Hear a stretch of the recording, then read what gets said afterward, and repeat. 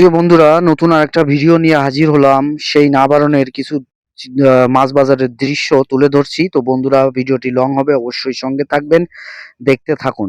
দেখেন কি পরিমাণে মাছ ওঠে নাবারণের বাজারে। তো এই রোজা রমজানের সময় একটু মাছের সংখ্যা বেশি হলেও ক্রেতা কম।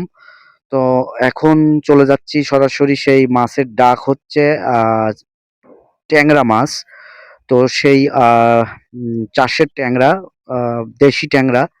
তো এগুলো এখন বর্তমান চাষ হয়। তো এই যে ৪০০ ৳৪৫০ করে কেজি দরে বিক্রি হলো।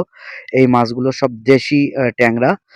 তো বন্ধুরা, মাছগুলো খুবই ভালো দেখতে, এবং খেতেও আ দারুণ হবে।